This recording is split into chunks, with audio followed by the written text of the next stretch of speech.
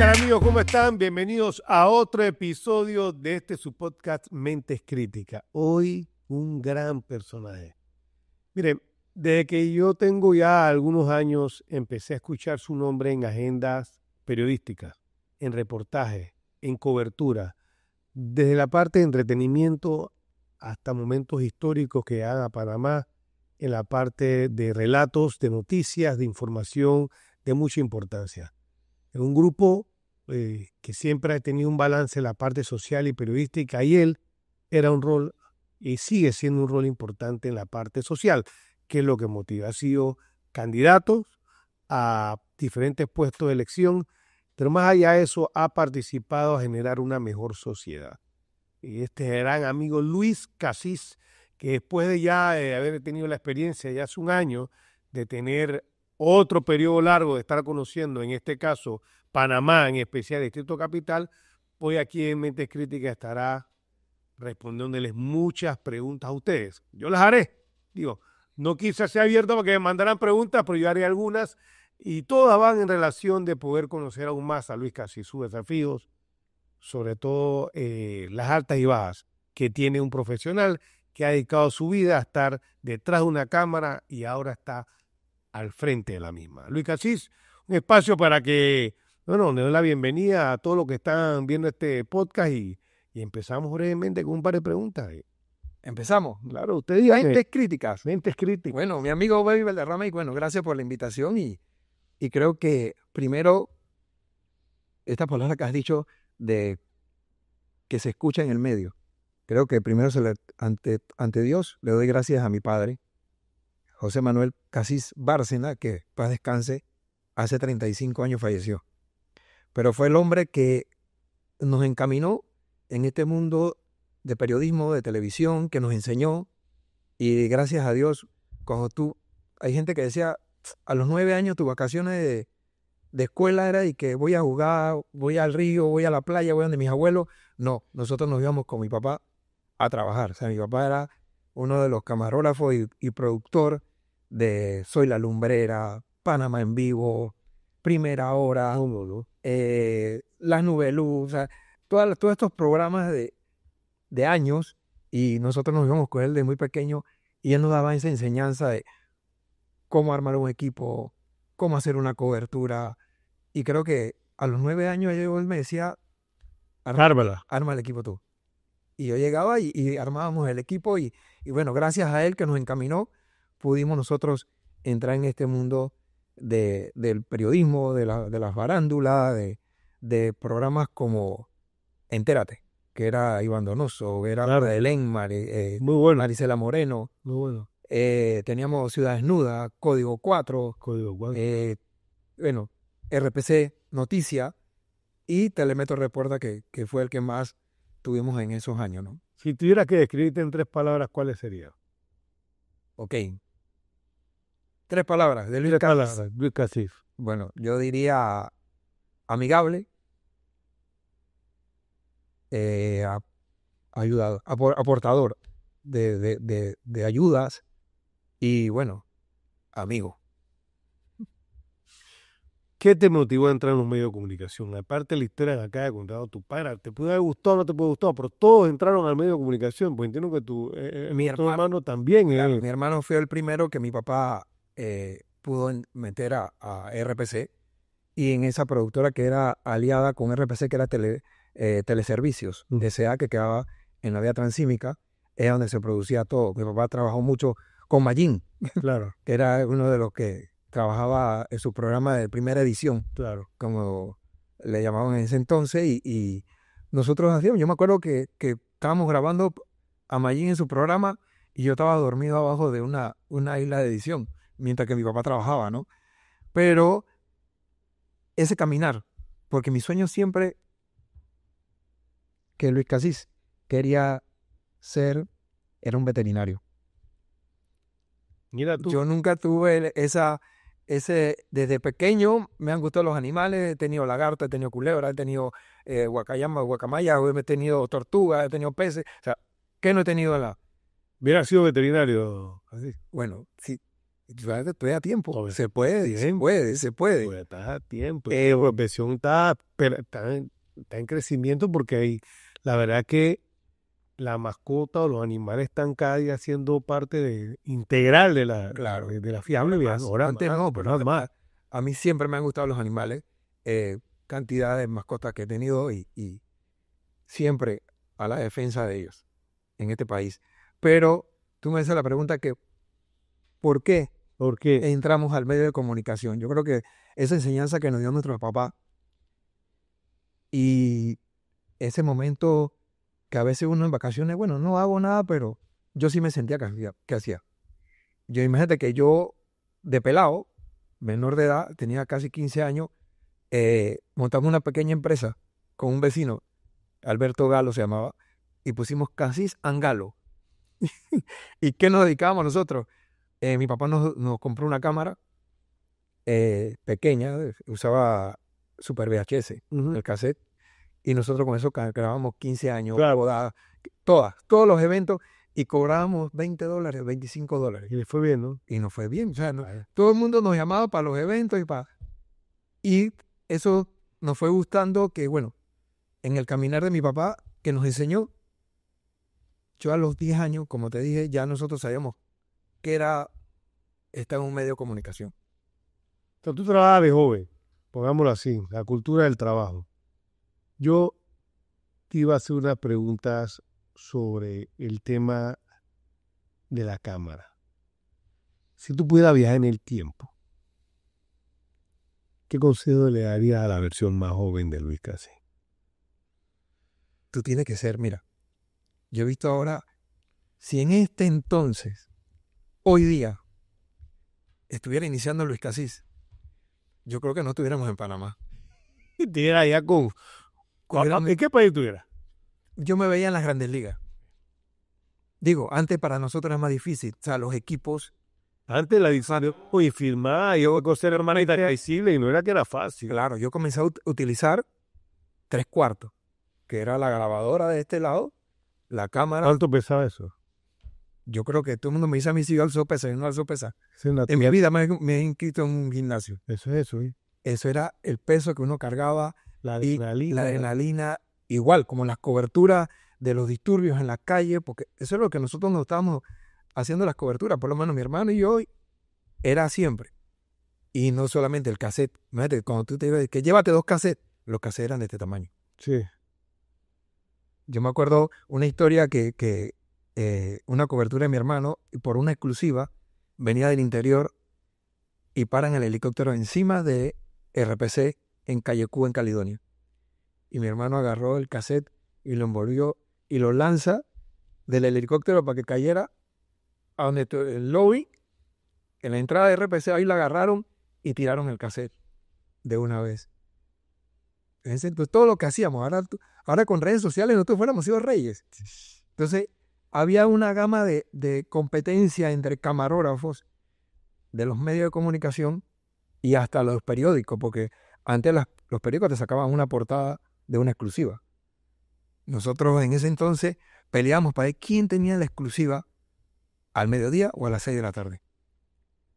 Sí, es una era de rating diferente, porque además era en vivo y eso era no había como ahora que tú puedes lo que va a pasar a las 6, ya tuviste el informativo con cositas de 1 a 4, tú más o menos sabes lo que va a pasar en noticias. Claro, para las 6, y ¿no? nosotros nos preparamos en la mañana para tener exclusiva para el mediodía. Claro. Y desde el mediodía nos preparamos para las 6 para poder abrir el noticiero para tener esa exclusiva. O sea, uno se hacía grande. ¿Cuántas horas tú trabajabas?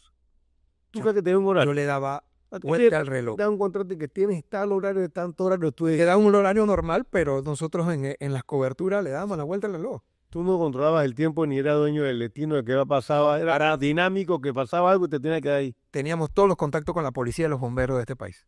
Claro. Te lo pides. Papá. Te llamaban los beepers, te decían, hey, Casís, incendio en tal lado. Captura de droga en Pacora. No sé qué pasó en Darién. Y no solamente en la ciudad, nosotros nos trasladábamos todo el interior. Y a veces nosotros no le avisábamos a los jefes de noticias qué estaba pasando. Nosotros nos íbamos al lugar, cuando ya teníamos todo, entonces comenzábamos a llamar Imagínate, ese entonces no había celular, era Viper, Era clave. era, Si ibas sin plato, días sin Por eso- comer, había todo el día. había que tener sencillo 20 para poder llamar por teléfono público, Sí, para poder llamar y comunicarnos no, con el departamento de noticias. ¿Cómo no? Pero cuando inicia esa carrera de Luis Casís, 17 años, salgo de la escuela, y que bueno, diciembre, estamos bien. Y yo digo, voy a tomar mis vacaciones.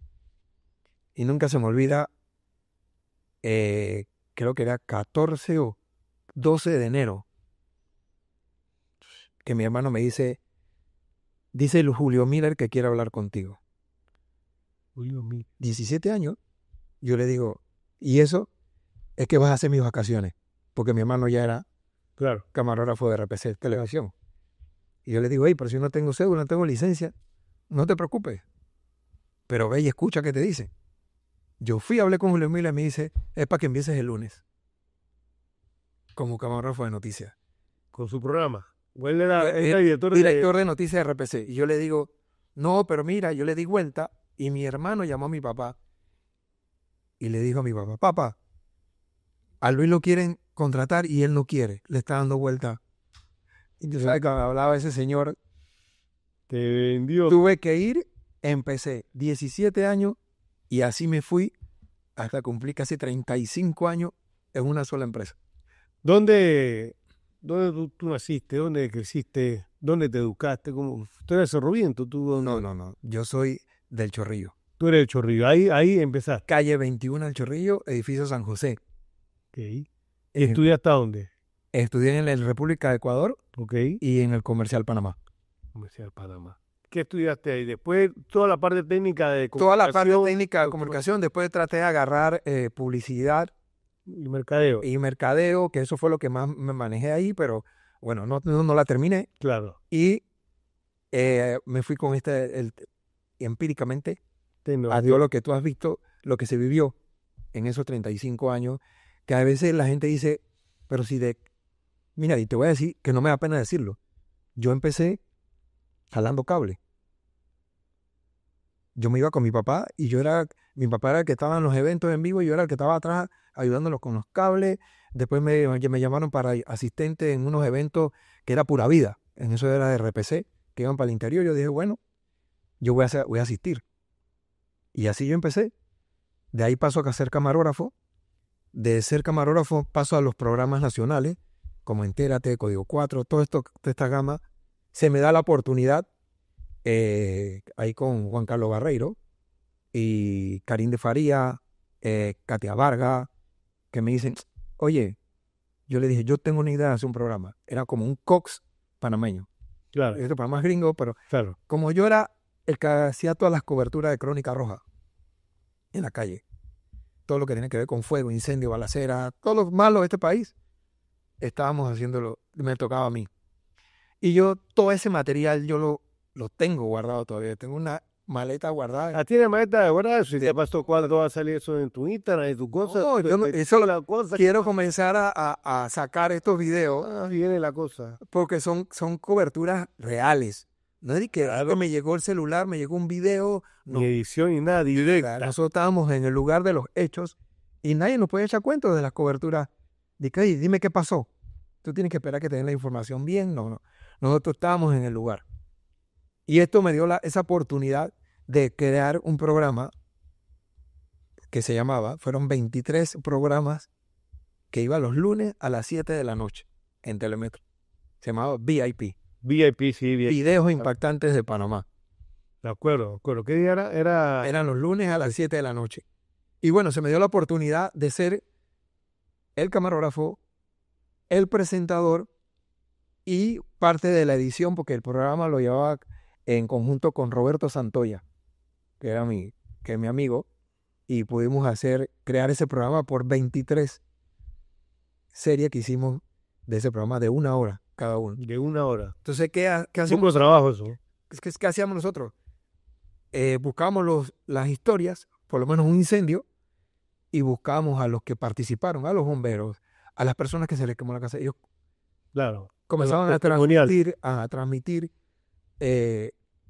los hechos que había pasado en ese momento, ¿no? ¿Cuánto duraba el programa? 1 hora. 1 hora. Y era más o menos semanal lo que ocurría a toda hora, lo más importante. Pero era diario, o sea, nos íbamos desde, imagínate, yo no sé si te acuerdas del accidente de Albrook. ¿Te acuerdas? Sí, El claro, carro claro. Bueno, esa imagen es mía. Ah, sí. Ese era un domingo, yo estaba libre, pero yo siempre, más, si tú vas a mi carro en este momento, tengo cámara. Siempre cargo cámara en el carro, y yo estaba libre ese día, y era el último día de Albrook. ¿Te acuerdas que llevan Sí. a construir, que es la última carrera, bueno, y yo dije, bueno, la última carrera la voy a grabar para hacerla a Daniel Alonso en ese momento, que era el encargado de deporte de RPC. Y se la llevo el lunes. Oye, me subo a la tarima de prensa, comienzo a grabar los carros, y bueno, lamentablemente las imágenes Sí, dieron la vuelta al mundo, sí. esas imágenes, y yo creo que ese día casi nos toca también el puesto de trabajo, Claro. porque nosotros por la exclusiva, estaba Polo Roa, Luis Polo Roa en ese entonces, Luis estaba de turno y dice, vamos para el aire, y tiraron el video. Y fuimos en vivo, todas las imágenes se transmitió, no sé qué, pero al día siguiente, el lunes, nos llamó Batileta de que, ¿y quién les autorizó a ustedes para tirar eso en vivo? Pero bueno, se dio Ahí llamó todo el país. todo el país, no, la imagen le dio la vuelta al mundo, salió en CNN, salió en Primer Impacto, salió en Univisión. Fueron unas imágenes que lamentablemente, bueno, personas que perdieron la vida y quedaron lisiadas en ese momento.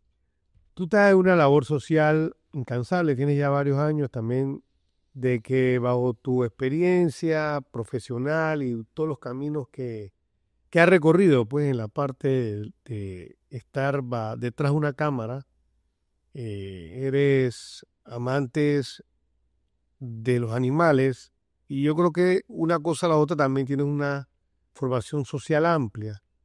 Si pudieras ser un superhéroe por un día, ¿cuál sería tu poder? Superhéroe. Sí.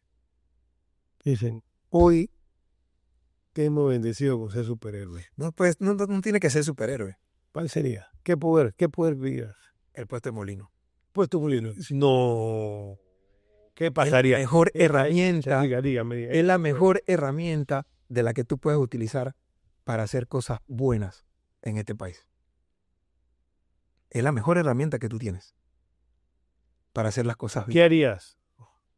Dale ideas. ¿Qué harías? ¿Qué nos quejamos nosotros hoy? De los políticos.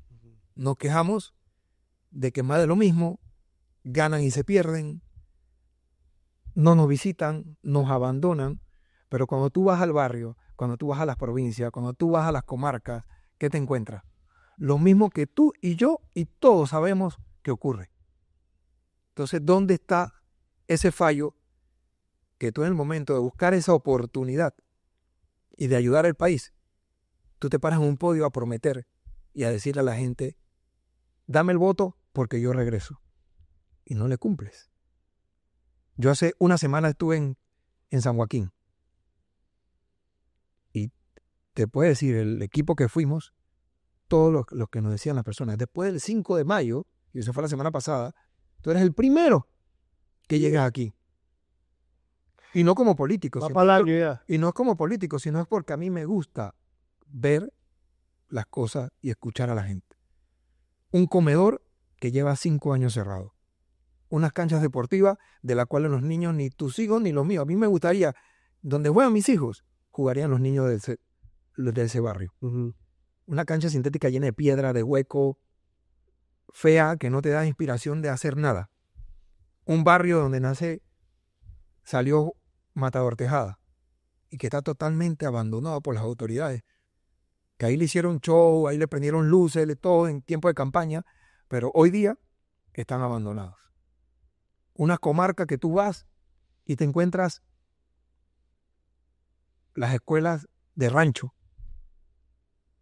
No tienes luz, no tienes teléfono, no tienes... Y ahí está el ejemplo. Lo vivimos todo Panamá con esta niña de Cañaza, del Gavilán. Baby, perdón. Te digo yo, como ella, ¿cuántas niñas no hay en el interior del país con ese sueño? Claro que sí. Y no es el sueño de tener un anillo, y no es el sueño de tener un traje, sino es el sueño de que mi mamá no puede salir de la casa porque para salir tiene que caminar 3, 4 horas. No tengo agua potable, no tengo luz, no tengo carretera, no tengo un centro de salud. Entonces, ahí es donde tú ves la realidad de nuestra gente. Es el abandono de décadas, de años de los políticos. ¿Alguna vez se han negado a recibir tu donación? ¿Cómo así? Si alguien te ha llegado que tú has querido ayudarle, se ha negado a decir. No, gracias a Dios, Nunca. nunca. Yo creo que, mira, yo digo que Dios te pone las cosas en el camino. Ya no te ven como un político que viene a darme un apoyo, ahora la gente es consciente No, de es que que tú hay quieres mucha hacer la gente, labor mira, social. yo creo que una de las personas más criticadas y señaladas en este momento en este país fui yo. Por tener una trayectoria de 35 años en un medio de comunicación, de la cual usted le puede preguntar al medio. Todo lo que salía en pantalla no era que salía de un productor, no era que salía de un jefe de noticias, no era que salía de que ellos los sentaron en una mesa, de una mesa editorial, no. Salían de Luis Casís. Yo nada más llegaba así, cojan, presentan. Y ahí estaba el resultado. A mí me dijo un gerente, y lo voy a decir, un gerente me lo dijo, cuando yo dije, voy a caminar el país para salvar 15 niños. Y me dijeron, ¿tú te crees Robin Hood? ¿Tú te crees Superpan? ¿Qué crees tú? Eso no lo vas a lograr, vas a ser la vergüenza de este país. Y yo le dije, pero si tú eres jefe, ¿por qué me dejas ir? ¿Cómo se llama eso? La superalcancía. ¿Cómo era eso? La alcancía gigante. La alcancía gigante. Y no salvamos 15, salvamos 27. ¿Y estos casos quién te lo refería? Los casos nosotros los agarramos con fundaciones que nos hacen llegar y trabajamos en conjunto con una fundación. ¿Cuánto peso tuvo Metro en ese éxito? O sea, ¿tú crees que hay un balance en el sentido de que yo daba la idea, por supuesto tenía la...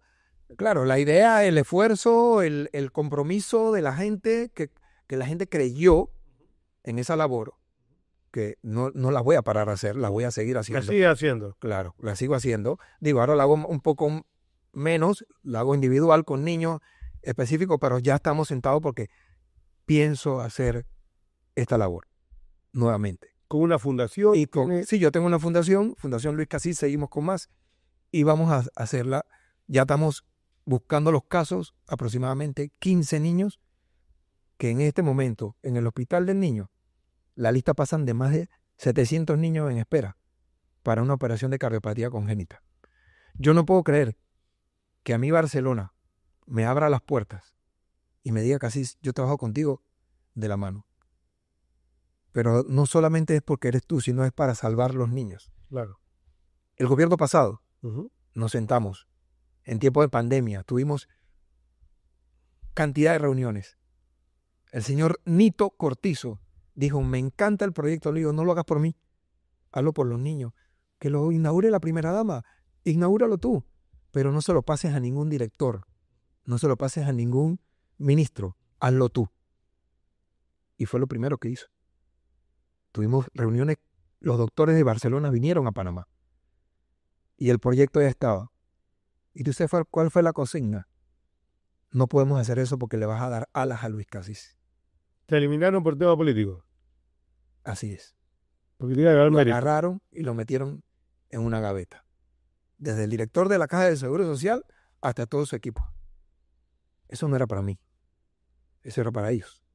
Para la cantidad de niños que sobrepasan los 700 en el Hospital del Niño, que sobrepasan los 400 en la Caja de Seguro Social. Y si te digo, podemos llegar a los 1.500 niños que están en espera de cardiopatía congénita en este momento. Si nosotros hacemos llamado, que vengan los padres y que traigan los diagnósticos porque los voy a mandar a Barcelona para que sean aceptados de su operación, aquí tú vas a ver la fila que se te va a formar, porque todos están en espera. Pero estoy tocando puerta ahora con el nuevo gobierno, presentarle el proyecto nuevamente a la primera dama, al presidente, porque este es una labor que puede hacer el gobierno nacional. ¿Cómo ves eso? Yo lo veo positivo. No importa. Ya he tocado puertas, me dijeron que les canta, ahora nos falta sentarnos y presentar. Yo no voy a estar, yo les dije, yo no voy a estar, yo no voy a hacer solamente el enlace con el doctor Raúl Abella en Barcelona. ¿Cuál ha sido el reto más grande que has enfrentado en tu carrera? Si tuvieras que ver todo lo que tú has tenido que hacer, ¿cuál ha sido el reto más grande? El reto más grande. Bueno, primero, creo que fue el momento cuando fallece mi padre. Tenía 19 años, casi 20 años. De ser el hermano menor, pasé a ser cabeza de casa. Claro. Porque estábamos en una situación de mi mamá en jubilación, mi hermana sin trabajo, mi hermano sin trabajo, y quedé Ya que tuvo una responsabilidad. una responsabilidad que, bueno, pudimos trabajar en familia y salir adelante. Y segundo, uno de los retos más difíciles, lamentablemente en este país, que tú no digas ser político, la gente te tilda de malo, de maleante, de todo. Cuando tomaste la decisión de ser candidato a vicepresidente hace ya 6 años, ¿te arrepientes o no? No me arrepiento. ¿Te gustó? Claro. ¿Buena experiencia? Es una buena experiencia. Conocí más de lo que he caminado en un medio de comunicación. Y conocí la realidad que muchos vemos desde afuera, la viví. Y a veces es real lo que dice la gente. Que para ser político hay gente que tú vas con las buenas intenciones, pero hay gente en el camino que te quieren o cortarte la cabeza, como dice, porque dice este pelado no puede subir. Pero hay personas que no aceptan que tú vienes con las buenas intenciones. La política no es mala. El que hace mal la política es el político. O sea, ¿tú sientes que los políticos tradicionales ven con respeto o con recelo a personas como tú? Creo que 50 y 50. 50 y 50. Hay personas que sí, hay personas que se quieren aprovechar de lo que uno ha caminado y lo que uno ha hecho. Pero sé que hay 50 y 50 en esa pregunta que tú me haces. Yo te voy a hacer esta pregunta después. Voy a hacer unas antes, porque esa tengo un par de preguntas, pero no quiero concentrarme solamente en eso. ¿Qué ha sido lo más loco que has vivido en una transmisión en vivo? Es que te ocurre anécdota así loca. Ok. Creo que fue la primera vez que estuve en pantalla. Como hicimos un segmento, primero en Telemetro Reporta. Y andaba en moto. Y se registró un accidente de un helicóptero por Clayton, de la cual me informaron las unidades policiales y llegué primero a la escena. Hago las imágenes, veo las personas que estaban heridas, gracias a Dios no hubo personas que fallecieron, solamente habían heridos. Cuando yo salgo del área boscosa con la moto, me dicen, la unidad móvil está en el Chino Panameño. Y me fui para la unidad móvil pensando que el periodista está en la unidad móvil. Pero cuando llego, parece que el tranque no podía llegar. Y me dicen desde el canal, párate, que vas en vivo. Yo le dije, ¿yo? No. Párate, ponte el apuntador y vamos hasta como si estuviéramos hablando por teléfono. Y el presentador de los estudios en el estudio comenzó. Y fue así. Tiramos las imágenes en exclusiva y fue la primera. Ahí me tiraron. En la mañana, en el en vivo, después me mandaron para el noticiero al mediodía en el estudio y luego al estelar en el estudio, porque era la noticia del momento. Claro. Y creo que eso fue, yo siempre he dicho que Dios te pone las cosas en el camino y fue el momento preciso para poder dar el paso de ser camarógrafo a ser presentador de televisión. Y ahí es donde inicia todo. Ahí fue donde... Entonces, ¿qué pasa? Que era el único periodista y camarógrafo que hacía su grabación y presentaba como reportero. A él mismo. De todo este tema que tú has ido a todos lados, a varios lugares, ¿cuál ha sido el gesto de gratitud? O sea, el mejor gesto de gratitud que alguien te ha dado. Algo que tú recuerdes, alguien bien agradecido y que te digo, coño, aquí tienes esto, aquí tienes este recuerdo. Mira, yo creo que el mejor recuerdo y gratitud que yo tengo y que me puedo llevar en paz y en tranquilidad es usar esa herramienta de esa alcancía gigante, que hay muchos que se preguntan de dónde salió esa alcancía gigante. ¿De dónde salió? ¿Y quién le dio eso? Yo tuve un accidente, tuve varios accidentes. En moto, una explosión de un tanque de gas que tuve una astilla de madera, se me enterró en el ojo. Tuve un atropello y luego el último, el atropello fue en moto. Tuve fractura en los 2 tobillos, tuve fractura en la mano izquierda y tuve sangrado en los riñones. Y el último accidente fue en la cárcel de mujeres, en una cobertura, una reyerta, de la cual la policía, los antimotines cerraron la vía principal al frente de la cárcel de mujeres y no nos dejaban pasar. Me di la vuelta y me fui por Villa Gabriela.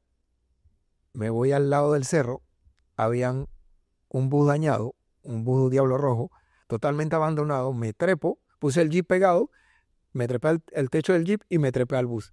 Yo tuve como 1 hora y media grabando toda la reyerta, las mujeres quemando colchones, prendieron ropa, o sea, yo tenía todas las exclusivas de ahí. ¿Qué pasa? Me llaman y me dicen, la unidad móvil ya está allá abajo, para que traigan las imágenes. Cuando voy a bajar, el techo del bus cedió y me fui abajo. Y caí encima de unos tanques de gasolina y tuve fractura en la cervical, de la 3 a la 7. Quedé inconsciente.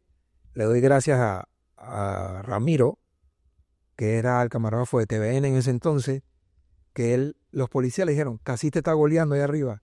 Y él fue al lugar.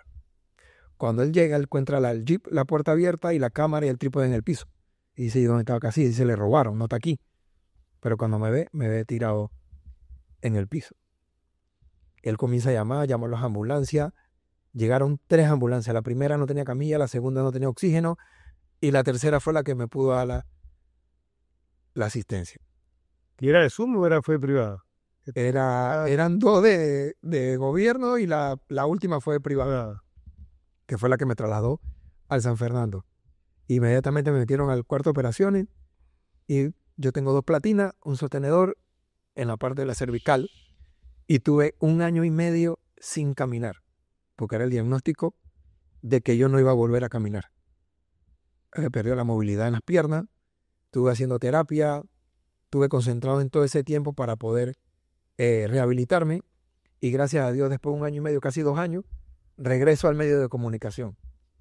En ese entonces cuando yo llego, el que estaba de director de noticias era Carlos Aguilar. Carlos, claro. Y me dice, Carlos Casís, ya no más Crónica Roja, te vas a dedicar ahora a hacer las denuncias, que era reportero ciudadano. La verdadera imagen que sale, que el momento me costó que un medio de comunicaciones creyera en las denuncias. En ese entonces nadie creía en tubería rota, en hueco, o sea, me costó a cambiar la dinámica del reportero ciudadano para que el medio lo acogiera y lo hiciera parte dentro del noticiero. Y se logró. Ahí salió el hueco titero, salió los cumpleaños cuando le cantábamos al hueco, todas estas cosas que ahora todo el mundo hace y que le poníamos arbolitos, decorábamos. Bueno, todas esas cosas nosotros las hicimos para poder cambiar. Oye, ¿quién se ha bañado en una tubería rota? ¿Quién ha hecho chapuzones con una tubería rota de agua potable? Que nos metíamos a bañarnos, vamos a aprovechar el agua que se pierde, pero era para llamar la atención de las entidades públicas. Y se lograba. Yo hacía eso y a las 2 horas estaba el IDAN reparando. Hacía eso, estaba el Si la presión venía del grupo, eso generaba automáticamente ruido. Claro. La institución, el departamento de comunicación, le informaba al departamento y el departamento iba a resolver. De una vez, Eso empezó inmediata. Entonces teníamos ese seguimiento de respuesta y la gente le encantaba. Y se comenzó a apoderar el reportero ciudadano dentro de los noticieros. ¿Cuál es tu mayor miedo y la gente no sabe? ¿Qué es lo que le da miedo a Casi? ¿Qué le da miedo? Dios. Más nada. Nada. Altura, la bala, la culebra, nada, carácter. No, ¿qué hemos hecho? Hemos hecho creo que todo, pero para seguir el cuento de dónde nace la alcancía, me toca una vez salir de Metcon a comprar una soda a un chinito, al de al lado. Y a las 7 de la noche me encuentro con un señor y un folder amarillo debajo del brazo y con lágrimas en sus ojos. Me dice, yo necesito hablar con usted. Yo le digo, dígame, yo necesito salvar a mi hijo. Tengo 3 meses para hacerle un trasplante de corazón y necesito $1 millón. Cuando me hizo eso a mí, yo dije, ¿y yo qué pinto? O sea, ¿qué puedo hacer? Yo lo único que puedo hacer es sacarle una historia en televisión y para ver quién lo escucha. Vamos a hacer eso, pues mira, vamos a hacer algo. Mañana a las 6 de la mañana, vete para Multiplaza. Era el primer viernes negro, ¿te acuerdas que estaba pegado? Claro. Todo el mundo a los malls, vete para allá y yo voy a presentar tu historia. Me fui para la casa, me cambié, me senté en la terraza y me pongo a escribir. Mi hijo de 4 años, Diego, Javier, sale con un aparato electrónico. 4 años tenía. Y dice, papá, ¿qué haces? Yo digo, hijo, estoy tratando de inventar qué hago para salvar a un niño y cambiarle el corazón. Hubo un silencio, como por 3 minutos. Y mi hijo mirando el aparato dice, papá, agarra una alcancía gigante, ponle llanta y ruégala por todo el país. Ahí nace. Ahí nace la Así alcancía es que gigante. nace. Ahí es que nace la alcancía gigante y no solamente en 2 meses y medio llegamos a $1 millón. Pudimos lograrlo, pudimos involucrar al gobierno, pudimos involucrar al presidente, a la primera dama, a todo el país se involucró en esta historia y gracias a Dios ese niño hoy tiene 12 años en Buenagrillo. Mira tú. Esa es la primera historia y hay 297 historias salvadas por ese instrumento que salió de la boca de mi hijo, que yo sé que es a través de Dios que nos manda ese mensaje. ¿Qué le dirías a alguien que quiere ayudar a los demás, pero no sabe cómo arrancar? Ok, mira que ayer casualmente me hicieron esa pregunta. Repartí comida y me encantó. Quiero seguir ayudando. Pero para eso tú tienes que tener la credibilidad. Tienes que tener todos tus papeles en regla. Personas que te quieran donar, y ¿sabes qué? Puedes donar aquí va a ser registrado, tú vas a ver todas las ayudas que tú puedas dar. A mí me preguntan, ¿cómo tú haces con las ayudas de los niños? Yo creo que tú puedes llamar a los 297 padres los niños que yo he atendido y ninguno me puede señalar ni decir es que casi se quedó con la plata. Casi invierte la plata 100% en la ayuda de los niños. Para mí no es que yo me quedo, que yo necesito esto, yo busco cómo ayudar a las personas. Las cuentas son verificadas por los padres y las cuentas son verificadas por mí. Mutuamente, transparencia ante todo. El dinero que sobra de la operación del niño, que ya fue operado, es donado por el papá para la siguiente historia, para seguir ayudando. Pero la recomendación, tener todo transparente ante la gente. Claro. Que sea creíble, que la gente vea la ayuda. No es que yo recibo $1 millón y mañana dice, pero es que yo no veo que él hace nada con ese $1 millón. ¿Qué hiciste con ese $1 millón? ¿Qué hiciste con esos $500,000 que se te donó? ¿A quién ayudaste? ¿A qué hiciste? ¿Qué obra lograste? Que muchas veces es lo que pasa con las entidades públicas. Que no quieren invertir, reciben el dinero, pero no invierten en las comunidades, no invierten. Yo creo que si yo te hago una pregunta, baby, ¿cuántos comedores en el barrio tú conoces que estén activos? Yo he perdido contacto, pero yo sé que en Curundú, en Chorrillo, en San Felipe, en Caledonia. Si yo te invito hoy día a verificarlos, ¿tú crees que estén activos? Me gustaría ver. Era muy oportuno, por lo menos en su momento. Cuando estuve visitando, era muy oportuno. La verdad es que no he ido más. Bueno, yo te invito a que hagas la prueba y tú me dices, Casís, de los 7 que te estoy diciendo, hay 8 que no funcionan. Claro. Porque el político cuando llega se le olvida ese rol. Claro. Sí, no, y te soy franco, más allá de política, quien tiene la oportunidad de hacer la labor social, pues te decía, si alguien quiere arrancar y continuar para que sea consistente, ¿qué rama crees que usaría? ¿Qué debe hacer? Aparte de la transparencia, buscar a alguna oficina, algún donante, armar un grupo de amigos, voluntarios, porque tú tienes un montón de gente que está detrás contigo, ¿no? No, no mucha gente. No mucha gente. No mucha ¿El gente. voluntariado ha bajado? Voluntariado. No, nunca, es que nunca la he Tú utilizado. vas a los barrios, ahí están los O voluntarios. sea, yo voy a los lugares y la misma comunidad o las mismas familias de los casos que nosotros tocamos son las personas que hacen que esto sea posible. Claro. Por lo menos, a mí me dicen, no, es que tú tienes un mar de gente. A mí tú me ves bajando, cargando, manejando, grabando, editando, empujando, contando, llevando a las personas. A veces me toca llevar a los niños a Barcelona por caso de que la familia tiene miedo que lleguen a España, a Barcelona y se pierdan.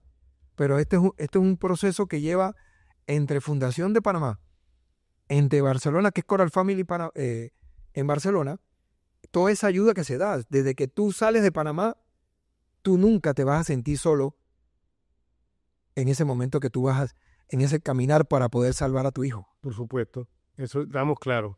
Y entonces, ¿qué papel juegan las redes sociales en todo esto? O sea, ¿qué papel juega tus redes sociales con ellos? ¿Cómo es ese tema de la comunidad? ¿Cómo el medio se da? O sea, ¿sigue jugando un rol? Claro, yo utilizo mucho ahora es para comunicar las redes sociales y a través de esa es que no he perdido esa comunicación con la Con gente. ellos. Con la gente. Las redes sociales las sigo utilizando para poder divulgar los casos, para pedir ayuda y para que las autoridades también se involucren Claro. en lo que nosotros necesitamos en este momento.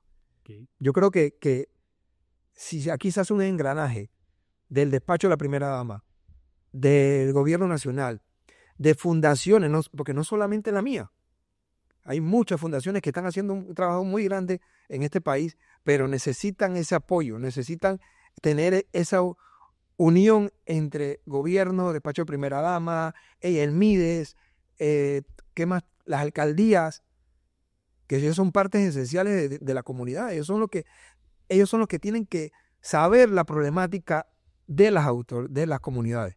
O sea, las trabajadoras sociales deben saber es como tú en tu casa, tú sabes qué es bueno, qué es malo, quién está enfermo, quién no está enfermo, qué foco hay que cambiar, qué cerradura está dañada. Tú eres el alcalde y el presidente de tu casa. Igual tú lo tienes que hacer en tu comunidad. Claro.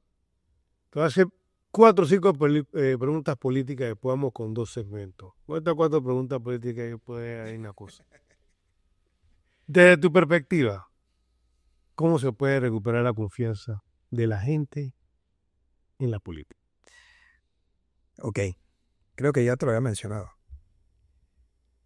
¿Cómo tú vas a recuperar la confianza de la política con la gente?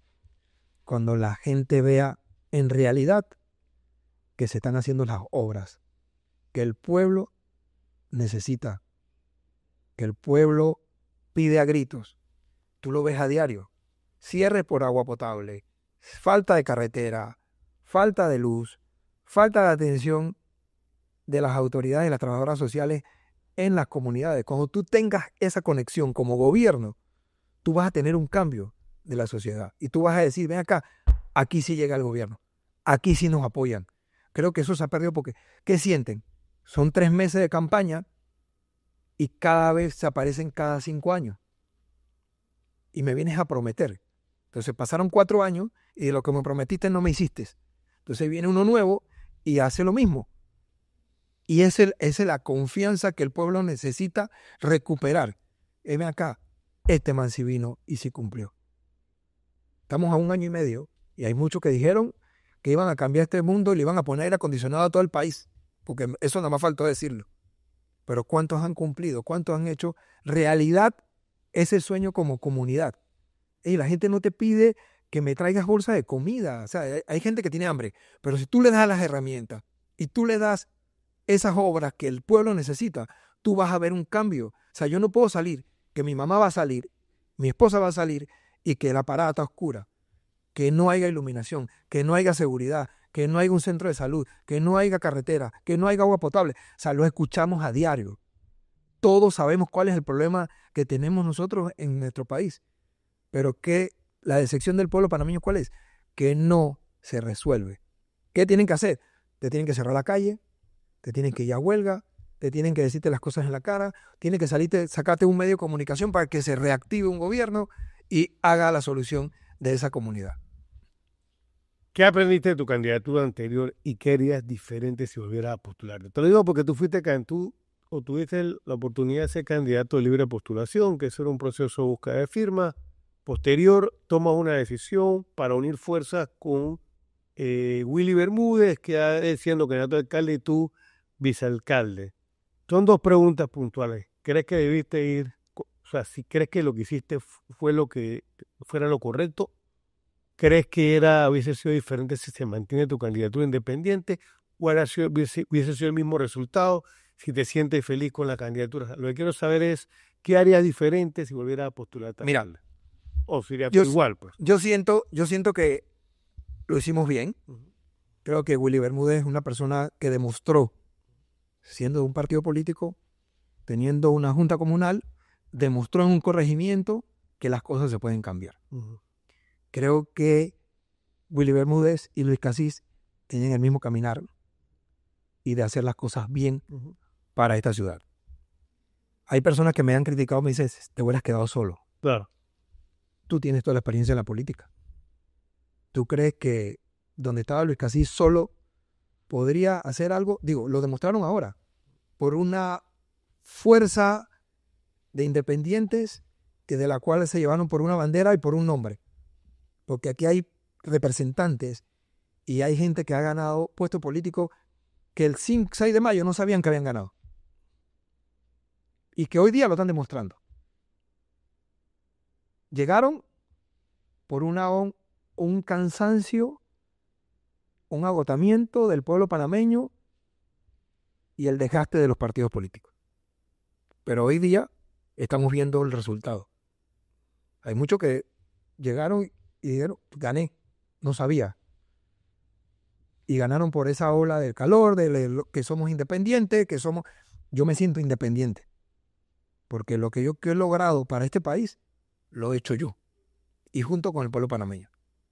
De que he tomado decisiones de unirme con plataformas que ya tienen la estructura y que podemos sacar las cosas bien. Sí lo creo. Que si lo vuelvo a hacer, si es persona apta y buena y que yo sé que podemos hacer las cosas bien por este país, téngalo por seguro que lo puedo repetir. ¿Volvería a postularte? Claro. Mira, es una herramienta que creo que muchos la han pedido y se le han dado la oportunidad, pero no han demostrado lo que necesita en realidad este país y que es la solución y de estar con la gente, de ver la problemática. Vuelvo y te lo repito, te lo puedo decir 1000 veces. Yo me puedo parar en Boca la Caja. ¿Y cuál es el problema de Boca la Caja? Inseguridad, falta de agua, la estructura, o sea, 1000 cosas. Te vas para Pacora, el mismo problema. Te vas a Darién, es lo mismo. ¿Cómo nació la idea de entrar en política? ¿Cómo nace la idea de entrar a la política? ¿Quién te dijo? ¿Quién te llamó? Bueno, ¿Dónde fue esta conversa? Fue...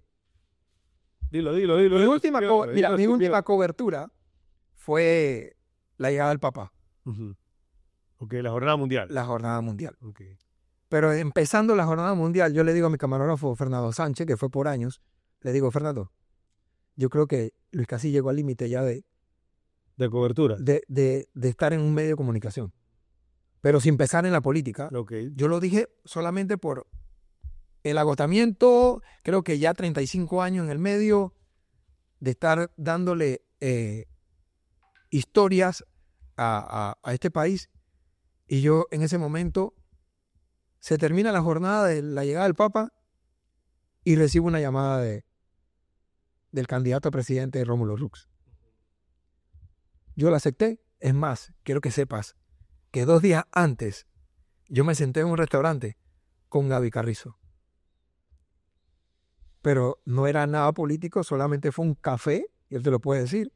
Y él lo único que me pidió, dice, yo quiero que te vayas a desayunar con Nito y te tomes una foto con Nito en un café. Yo le dije, ¿y eso de qué sirve? Eso para mí no me va a servir de nada. Yo le dije, bueno, vamos a pensarlo, y eso se quedó ahí y ya. Después me llamó Rómulo Rux. Tuvimos casi 4 horas. Rómulo Rux, Vicky y mi persona.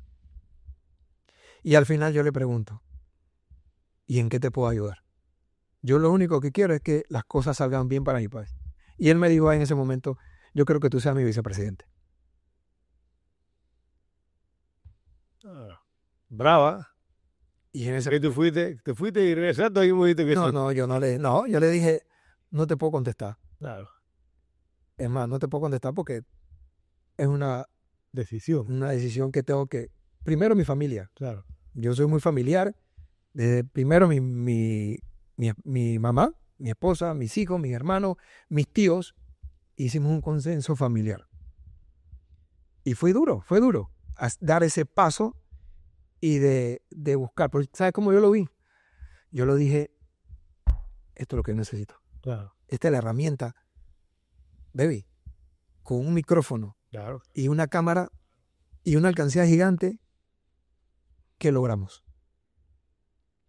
Estando dentro del monstruo, como dice la gente, porque la gente le hizo un monstruo ahí adentro, que hay que cambiar cosas. Ahí lo están haciendo. No están tratando de cambiar, han quitado botellas, han sacado, pero seguimos igual. ¿Cómo tu relación con Rómulo y Willy? Bien. Bien. Gracias a Dios, bien todo. O sea, 2 buenas decisiones políticas. Sí. No hay arrepentimiento. ¿Lo intenté? Sí, lo intenté. Lo intenté por Panamá. Y lo volverías a intentar. Y lo volvería a intentar. Si se me da la oportunidad, volveré a intentarlo. ¿Por qué no? Dime, ¿se necesita o no se necesita Panamá? Luis Casís va porque va. Vamos con las días especiales, Luis Casís. A ver, ¿cuál es la acción social que a pesar que los años pasan todavía la tienes en la mente? Labor social. Seguir operando niños de cardiopatía congénita. Plato de comida panameña favorita. Desayuno, bistec a caballo con hojaldra. Buena. Si pudieras cenar con una personalidad, ¿con quién lo harías? Cenar con una personalidad. Me la he puesto dura, Cualquiera. ¿verdad? Con cualquiera en el mundo, ¿con cuál harías? Creo que es un cantante que aprecio y que escucho mucho. Ulpiano. Tienes un cheque en blanco que cambias de Panamá, ¿a quién ayudas? Tienes un cheque en blanco que cambias de Panamá o ¿a quién ayudas? Un cheque en blanco. Sí. ¿Qué cambias de Panamá o a quién ayudas? Yo Sí. construiría, ayudaría, y que es mi lema, Ayudaría. a los niños. A los niños. Con cardiopatía, que es un sueño, hacer el primer centro de cardiopatía congénita en Panamá. Ahí está. ¿En qué gastaste tu primer sueldo? Mi primer sueldo, en cambiarle la llanta al Volkswagen que tenía. ¿Cómo pides tu raspado? Rojo y un cuara de leche condensada. Entra. Una persona que te ha inspirado a hacer labor social. Una persona, Abel Arauz. Rafael Arado. Discoteca favorita de joven. Roscafé, Patatú. ¿Quién te interpretaría en la película de tu vida? ¿Quién? Yo creo que mis hijos. Tus hijos. Lugar favorito de Panamá. ¿Lugar favorito de Panamá? El Cojuey. El Cowe. Sí. Vamos con el quemarropa. ¿Instagram o TikTok? Instagram. ¿Eres mejor presentador o mejor portero? Portero. ¿Béisbol o fútbol? Béisbol. ¿Seco Herrano Ron Abuelo? Ron Abuelo. ¿En la madrugada, Nico, Costa Azul, La Jada o el Prado? El Prado. ¿Arriba o abajo? Arriba. ¿Tamal con o sin pasita? Sin pasita. ¿Mejores carnavales de Panamá? Los mejores carnavales de Panamá. Mejores carnavales de Panamá. El Manguito. El Manguito. ¿Qué preferirías? ¿Viajar al pasado o al futuro? El pasado. Para corregir todo. Para correr de vuelta. Un viaje soñado en familia. Un viaje soñado en familia. Es que si lo digo después vas a... Ya, te va, ok. ¿Sabes cuál es? Pero existe. No, si tú digas cuál es, no sé cuál es. ¿Tú crees? No sé cuál es. Habla, pa, Disney. Ya. Ya, dilo, que estamos en otra versión. Luis Casís, en una palabra, es... Honrado. Bueno, don Luis, muchas gracias por este episodio del podcast Mente Crítica. Antes que se termine el programa, y me gustaría que le diera un mensaje a los jóvenes. Has tenido una vida de lucha de los 9 años, 8 años trabajando en lo que le apasionaba a tu padre, una pasión que heredaste, que continuaste y que te ha llevado a tener muchas cosas en la vida, como una ser candidato a vicepresidente de la República y ser candidato a vicealcalde. Que tuvimos ahí, Sí, muy pocos votos y las oportunidades. Creo que aunque se puedan dar nuevamente, ya las tuviste. Y eso tiene mucho mérito. Y un mensaje para tu familia. Un mensaje para tu familia que te ha soportado cada decisión, que aunque la han tomado juntos, siempre saldrá el comentario que no debiste haberlo hecho y siempre te lo dije. Y es parte de la vida. Entonces, cuando me dicen eso, yo le digo, ¿qué haces tú? Sí, pues que el mensaje final es que quienes dicen te lo dije normalmente arriesgan poco. Claro. Y toman decisiones a veces las más fáciles. Y la vida es eso, tomar decisiones, unas más fáciles, otras más difíciles, pero siempre orientada a lo que uno quiere, que es dejar su labor social y legado social en el país. Te felicito por esa labor y bueno, gracias por participar y te dejamos entonces para que nos des un mensaje a los jóvenes y a tu familia. Bueno, a los jóvenes, como siempre le he dicho, sinceridad, hacer las cosas bien, estudiar, escuchar a sus padres, porque yo sé que en esta época ahora los niños están distraídos con las redes sociales, y empaparse más en conocer a tu país, en conocer a tu gente, conocer quiénes son los que te gobiernan, quiénes son los que están alrededor tuyo y que puedan salir adelante con este país. Y a mi familia, bueno, 1000 disculpas, ellos saben que las cosas que intento es por hacer las cosas bien. Claro. No es por buscar un mal ni para hacer un mal a nadie, sino es para mejorar nuestro país. Y yo sé que ellos están conscientes, conversamos mucho, más con mis hijos, mi esposa, mi mamá, que es una de las personas que es mi pilar y que me da una señora de 83 años que hoy día todavía me jala la oreja, me dice, hey, no, por ahí no, por acá.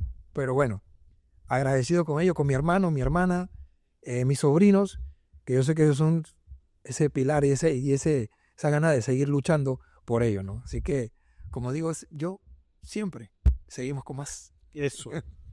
Muchas gracias a todos ustedes. Este ha sido otro episodio de tu podcast Mentes Críticas y recuerden siempre, 1, ser positivos, 2, tener buena actitud, 3, siempre tener fe. Las cosas se van a dar. Y con una sonrisa lo hace mucho más fácil. Que Dios me lo bendiga y será hasta otro nuevo episodio de tu podcast Mentes Críticas. Bendiciones para todos.